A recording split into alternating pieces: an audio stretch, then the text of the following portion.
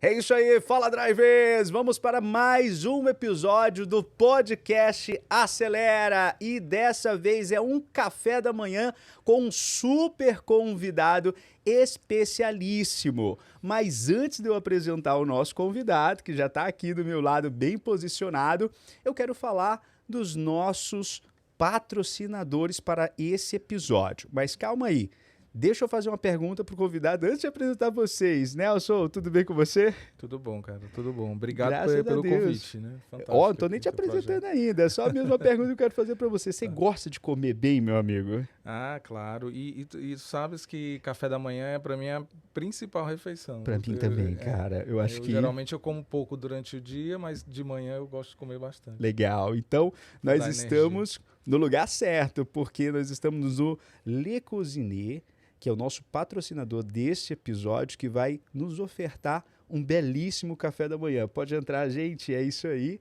Olha só, se você ainda não Uau. conhece o Le Cuisinier, isso, você precisa conhecer. E é muito simples de você também vir com uma pessoa especial e desfrutar de um café da manhã como esse. É só você entrar no QR Code que está disponível aí na tela. Uau. Esse café da manhã ofertado pela Le Cuisinier, nosso patrocinador desse episódio, para receber agora sim o nosso convidado, que é o Nelson Gugel. Tudo bem, Nelson? E aí, Pedro, tudo bom? Que felicidade, cara, te receber aqui. O prazer é meu, né? A gente já conversa já tivemos, né, vários encontros aí de Uhum. profissionais e pessoais, Sim. mas é muito legal estar aqui nesse projeto. Esse projeto é fantástico. Eu acho que o segmento ele precisa de mais gente gerando conteúdo, dividindo experiências, melhores práticas. Eu acho que isso é muito massa. Legal. Meu irmão, fica à vontade para ir comendo, Obrigado, tá obrigado. bom? Eu não sei se eu tenho coordenação motora para falar e comer, mas vamos lá. Vamos tentar. Eu também não sou muito bom assim de mexer com o talher, com o prato, mas eu acho que a intenção aqui é de se divertir. E olha só, driver, não vai dar uma de machinha lenta, né? Já sabe, se inscreve no canal do Pedro Acelera para acompanhar caras como o Nelson trazendo visão, marketing, vendas para o seu negócio do segmento automotivo e também se você não é do segmento automotivo, vai te inspirar, eu tenho certeza.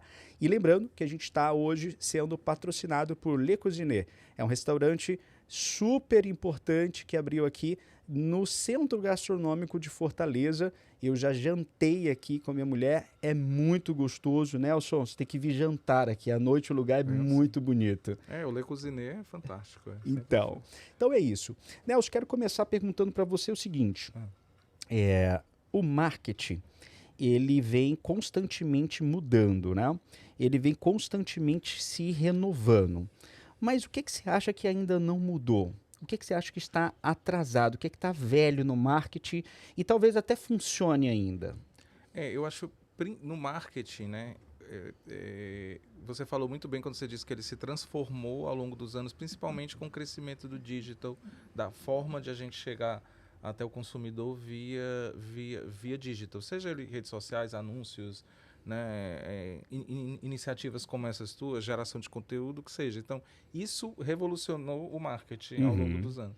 O que a gente vê ainda muito forte no marketing são as ações tradicionais, né, para captar cliente. Você ainda tem ela como parte do portfólio de ações e mídia e elas ainda são importantes em alguns mercados. Né? Então, e aí se você parar para pensar, o que você fazia hoje é a mesma coisa que você faz há 10, 15 anos. Certo. Né? E a gente não enxerga ainda.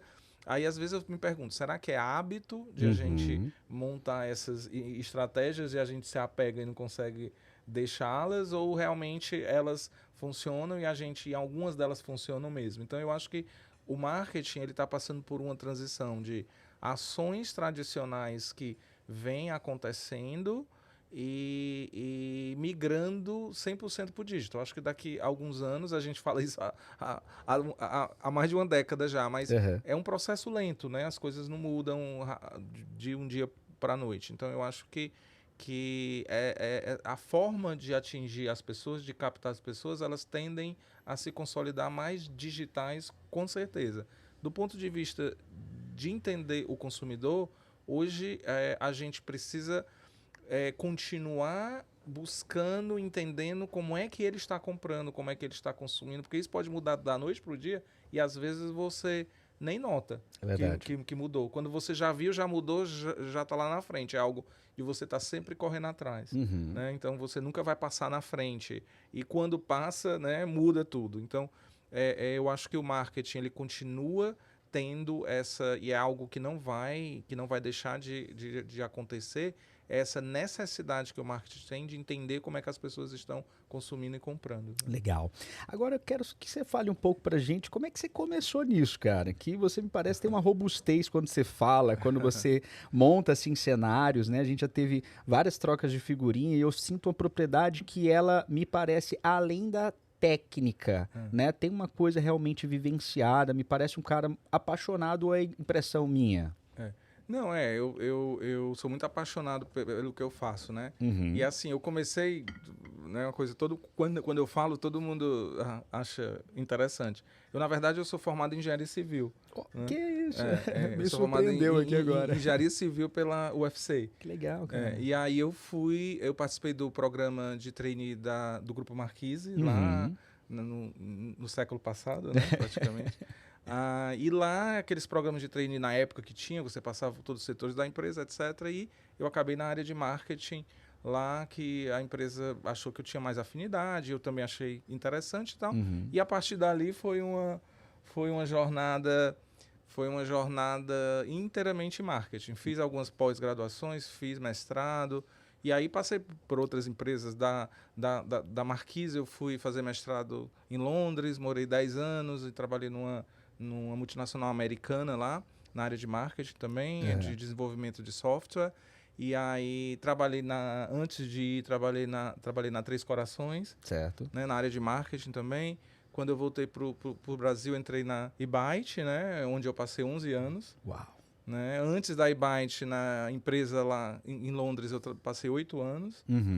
E foram minhas duas grandes escolas, né? Foram essa empresa americana de Londres que se chama TransPerfect e a eByte, que eu passei 11 anos. E o segmento automobilístico, talvez essa até seja uma outra pergunta tua, mas o segmento automobilístico sempre me fascinou muito. Né? Tanto é que eu te conheci ainda na eByte, né? Porque eu achei interessante as práticas, a maneira de captar o cliente, captação de lead e tal. Então, sempre observei muito o setor automobilístico. E calhou de eu receber uma proposta de um grupo do Norte, né? O grupo Revemar. Né? Hoje nós somos 13 marcas, redes com 45 pontos de venda, etc. E aí eu acabei que achei interessante, eu acho que seria algo muito bom para esse momento da minha carreira e cá estou no segmento. Nelson, deixa eu te pedir uma coisa. O pessoal em casa tá babando nesse café. Vamos começar a comer. Sim. Vamos, desculpa. Nelson, eu não sei se eu tenho coordenação motora. Vamos lá. Vamos tentando junto. Nelson, que história, cara. Legal saber disso. Eu fico agora mais entusiasmado ainda. Meu filho, cara, tá cursando o 5º semestre de engenharia civil. Mas ele é todo marqueteiro, cara. Ele já abriu o perfil dele lá no Instagram, já tá falando sobre obra, sobre isso, sobre aquilo outro. E certamente ele vai ter uma vertente de marketing muito importante. Eu acho que se eu fosse voltar, eu faria engenharia de novo. Certo. Porque a engenharia dá esse senso analítico para você analisar dados, você analisar tendências sacada, e tal, entendeu? Então, essa parte. E aí, eu não tinha intenção de entrar no marketing, mas eu me descobri como marketing, como profissional de marketing. E a engenharia me ajuda muito. Sim. Né, de ter uma visão mais pragmática das coisas e não ficar muito no lúdico. Né? Aí já pegando carona nessa tua jornada inicial, lá no Grupo Marquise, você conseguiu ter mentores, Nelson? Teve essa importância na tua vida? Fala um pouco disso. Você elegeu, eles te encontraram? Você tem alguma pessoa emblemática? Porque para mim, cara, foi muito importante eu eleger os meus mentores. Né? Muitas das vezes a vida nos coloca em situações que você não tem um mentor e aí você tem que se desdobrar e aprender a elegê-los, né? Eu tive alguns mentores ao longo. Muitos deles nem sabem até hoje que eles são meus mentores. Né? Teve um que oficialmente foi um mentor, que foi o coordenador do nosso programa de trainee na Marquise, o professor Kleber Aquino, que não está mais nesse plano com a gente, mas Certo. ele marcou uma geração Uhum. de jovens executivos naquela época dos grandes programas de trainee. Ele era cearense, mas professor da USP, e ele coordenava. Então, ele foi assim uma pessoa fundamental no começo da minha carreira para eu entender o que é que eu queria, Uhum. né? Eu tive outro mentor também que foi meu gerente na Marquise, o Pedro Costa, que também infelizmente não está nesse plano mais, mas foi uma pessoa que eu aprendi muito também, que me guiou no dia a dia, me ensinando coisas mais comportamentais, como lidar com pessoas, como lidar com como fazer relacionamentos fora da empresa e tudo. Uhum. Então eu aprendi muito, né, nesse sentido. E eu tive uma grande mentora também, que foi uma gerente, né, ela na verdade era VP da empresa, mas foi uma gestora. Ela era VP na empresa que eu trabalhei em Londres, que era a Angela O'Sullivan. Ela foi uma pessoa que, assim, eu dizia muito, quando eu crescer eu quero ser uma gestora como ela. Que legal. E se eu tiver que mudar de empresa, eu falo, eu dizia muito, eu mudo, mas eu tenho que levar a minha gestora comigo.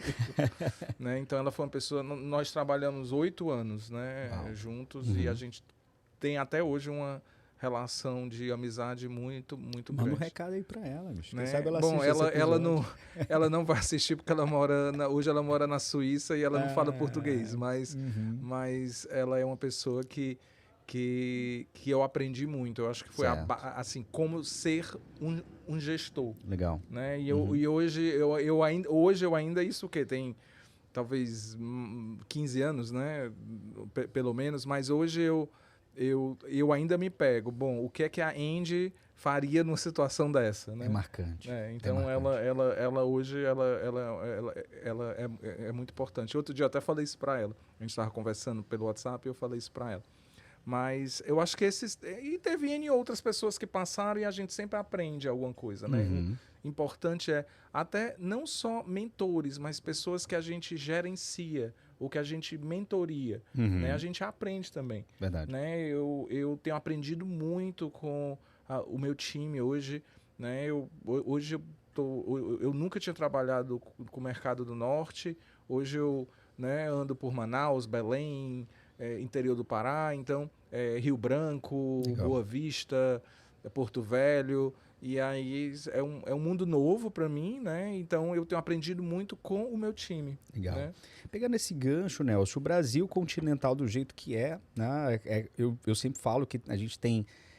Eu ouvi de um empresário recentemente que ele falou o seguinte: a gente tem 2 Brasis, que é São Paulo e o resto do Brasil. Eu falei, tá errado. A gente tem 5 Brasis. Né? Cada região do Brasil, na minha opinião, é um país, cara. Comportamentos diferentes, não só do cliente, mas do time. E eu queria que você falasse isso. Qual é o principal assim, comportamento que você detectou de diferente do cliente do Norte, dos profissionais do Norte? O que está acontecendo por lá para que todas as pessoas que assistam a gente consigam entender mais da região Norte nesse aspecto? Tem algumas características, assim, eu do ponto de vista de consumo, né, o que as pessoas querem, né, o tipo de veículo que as pessoas querem, é muito uniforme, é muito parecido. Né? O Norte, o consumidor do Norte, ele não é muito diferente do consumidor do Nordeste. Né? Até porque hoje o mundo está muito unificado, né? O que as pessoas querem e tal. O que a gente identifica são características que as pessoas valorizam, regionais.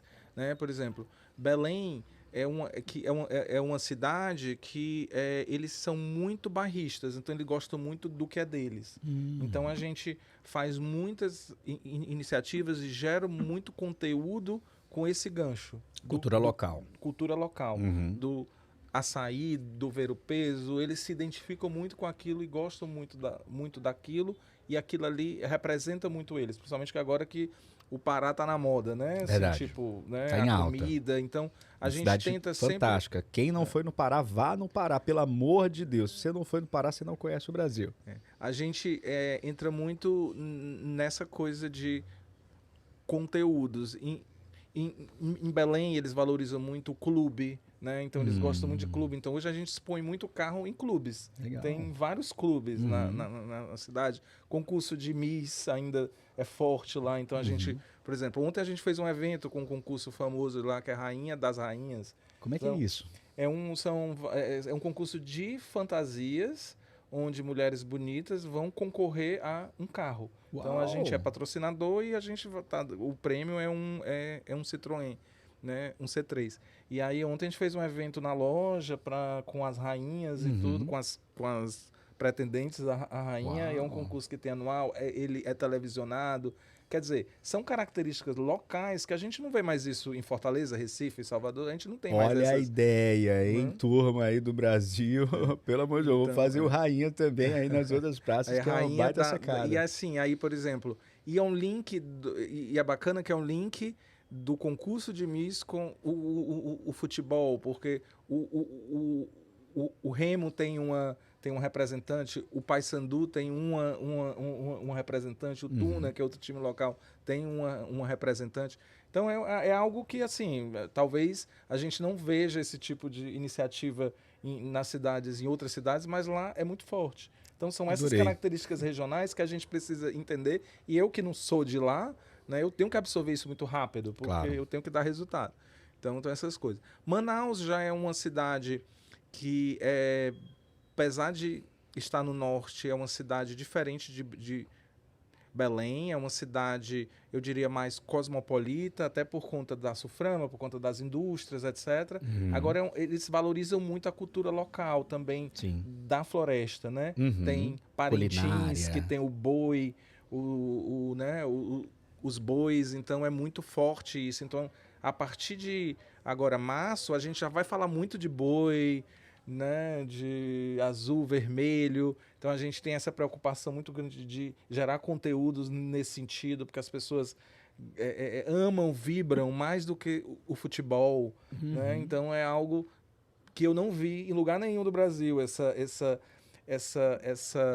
conexão com esse lado cultural dos bois, né? Legal. E a gente precisa entender e surfar nisso. E aí cada cidade tem a sua característica, né? Você vai para o interior do Pará, então você vê muita pujança, muita riqueza, né? Tem a Vale, que é muito presente ali na região que a gente está, então gira tudo muito em torno da Vale, então a gente tem que pensar nisso quando a gente vai montar estratégias de marketing, porque são cidades que giram ao redor da Vale, então a gente precisa pensar nisso, né? Cada vez mais a gente fazendo test drive, indo até a casa da pessoa, não esperando que a pessoa venha até a loja, a gente vai até a pessoa, ao trabalho, até a Vale, até a clínica, tudo, porque, né, as pessoas gostam disso também, gostam de se sentir prestigiadas, né? Então, quer dizer, são várias iniciativas que a gente tem que pensar, avaliando sempre o aspecto regional. Certo. Né? Mas, assim, do ponto de vista de consumo, pensando qual é o tipo de carro, o que é que as pessoas valorizam no carro, e isso é muito uniforme. Legal. Agora, Nelson... Eu falo muito, viu? Não, pelo amor de Deus, se não falar, o episódio fica sem graça. O episódio fica maravilhoso com pessoas que falam e falam bem. Nelson, como é que você avalia a performance? Você é um cara de alta performance, você é um cara que entrega resultados. E como é que hoje você faz essa leitura? O que é que te faz classificar processos, pessoas, ações? Como é que você lida com performance, cara? Você falou aí vários pontos aí que é importantíssimo, né? Pessoas é fundamental, né? Eu cheguei na Revemar, né? Não tinha nada, zero, né? Não tinha uma área de marketing, né? Nossa. Era uma empresa grande já, mas muito fragmentada. Cada marca tinha a sua pessoa de marketing ou as suas pessoas de marketing. Então eu construí uma área centralizada de marketing, uma central de marketing. E aí, pessoas foi fundamental nisso, porque eu precisava de gente que que conhecia a empresa, que conhecia os processos da empresa, que conhecia a dinâmica da empresa, porque eu estava chegando e precisava de gente de fora também para dar uma oxigenada. Então, eu montei um time, porque eu comecei de cima para baixo, eu montei um time de supervisores e depois a gente foi montando, porque eu precisava de ajuda de braços. Né? Para ter uma ideia, quando eu cheguei lá não tinha nem espaço físico. Nossa. Eu tive que buscar onde é que eu iria montar essa coisa. Eu ficava nas salas de reuniões e tal, era só eu e tal, mas a coisa andou rápido porque eu tive muito apoio. Esse é um ponto. O outro ponto, recursos, né? A gente precisa avaliar muito recursos e entender, e outra coisa, hoje, né, recursos financeiros é algo escasso, né? Sim. Eu digo que as vacas não estão magras, estão com anorexia nervosa, né? Porque é muito... hoje a gente tem que literalmente fazer mais com menos. Então a gente tem que avaliar aí. Processos, a gente precisa ter processos com cuidado para não engessar, porque quando a gente tem processo demais, a gente acaba engessando e prejudica a performance. Né? E um outro ponto importante é analisar tendências e dados. Né? Eu estou montando muito um painel para que a gente possa se mover a partir não só de percepções, mas se mover, definir estratégias, fazer planejamentos, olhando dados, né? Indicadores, como é que a gente está, tendências de mercado, tendências do nosso consumidor, né?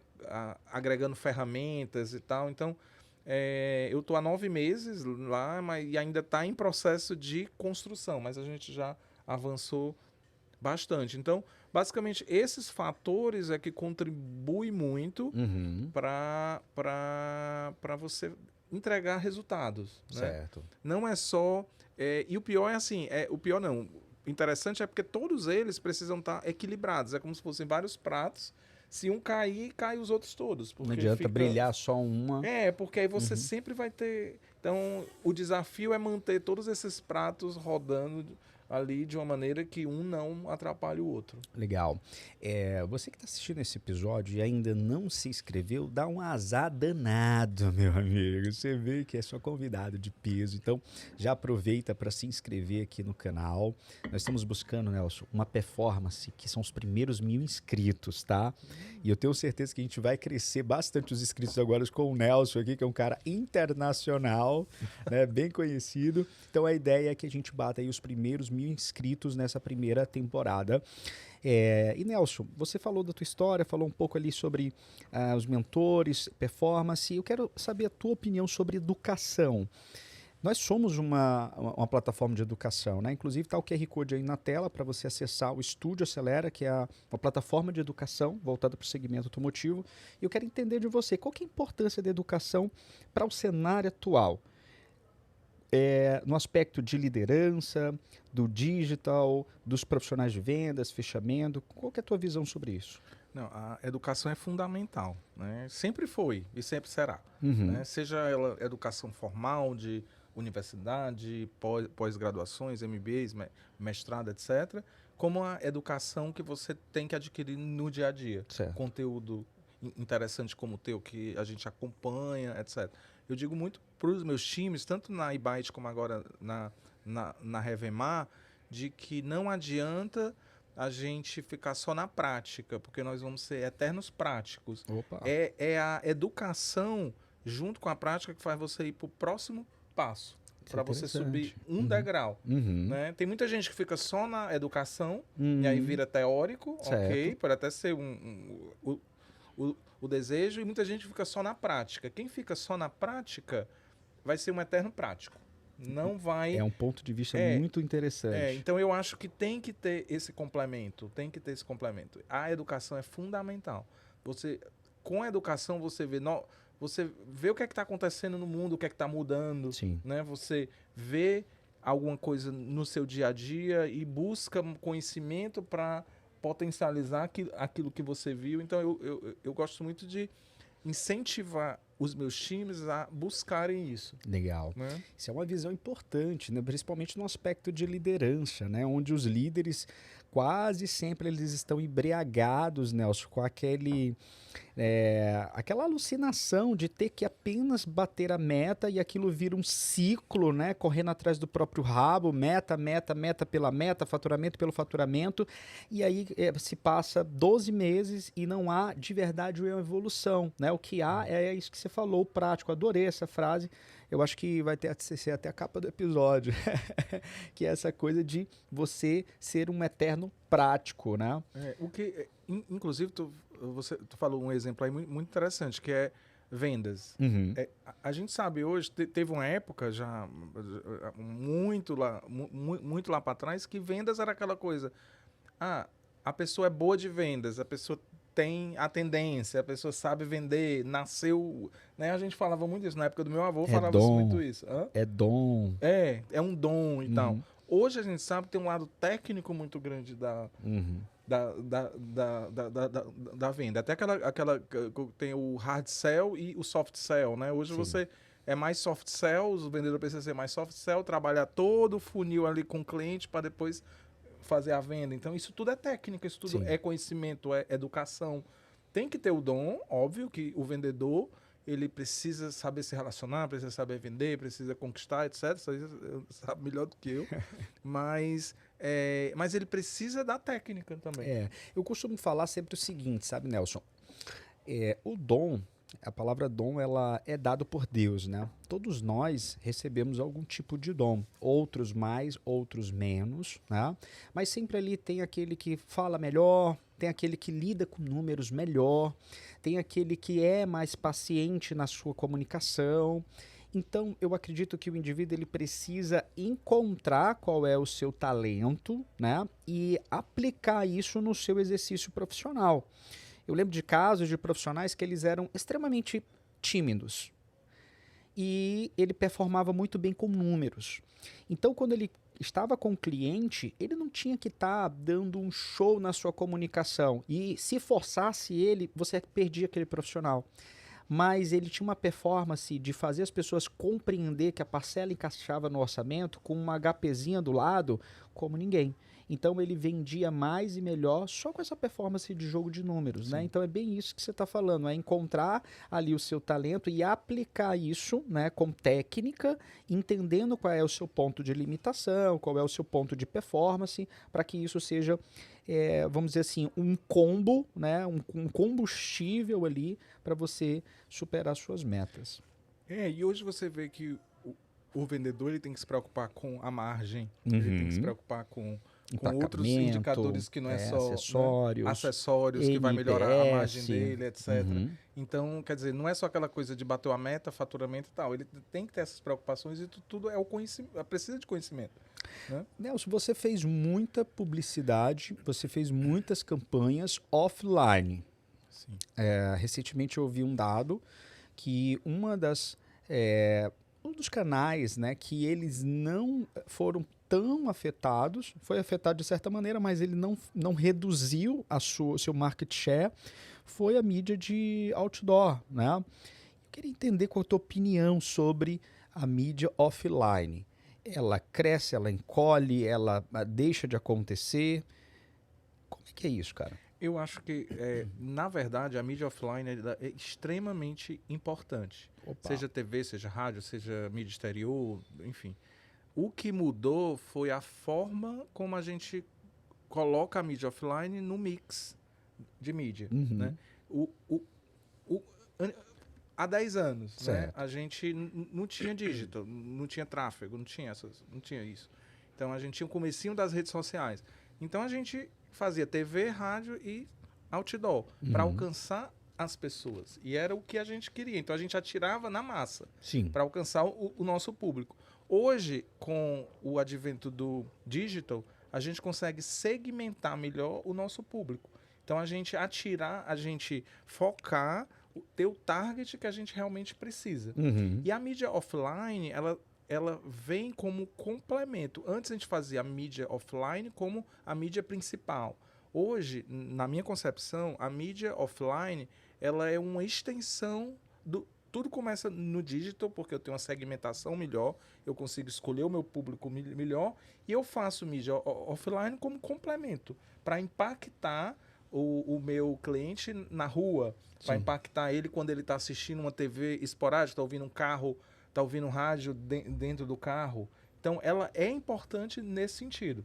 Quando a gente faz um planejamento de mídia, hoje eu não faço mais o meu planejamento que a gente fazia antigamente, o meu planejamento offline, o meu planejamento online. Não, eu faço mídia, planejamento de mídia. Então, se eu vou fazer Google, se eu vou fazer Globo, se eu vou fazer rádio, se eu vou fazer TV, isso aí vai depender da minha estratégia e quem é o meu consumidor. Legal. No meu caso específico, hoje nós temos 13 marcas.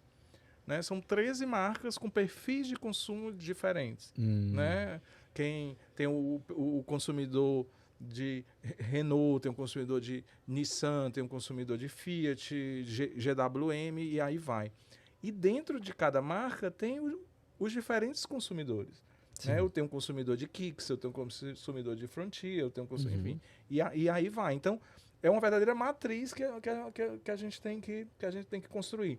Algumas marcas, elas são naturalmente mais digital, então a gente foca mais no digital, e outras a gente pode dar um peso maior na mídia offline. Legal. Então isso vai depender muito da estratégia da marca e do consumidor, né? Bom, então se você está curtindo esse episódio, eu tenho que te falar uma coisa. Acabou. Acabou, Nelson. Mas nós não vamos embora de vez. Tem um segundo episódio pra gente manter aquele formato, né? De você conseguir assistir o episódio ali no trânsito, voltando de casa, do trabalho, etc e tal. Então, já fica ligado e se prepara, porque vem aí o episódio 2 desse primeiro encontro aqui com o Nelson Gurgel. Até lá, Driver.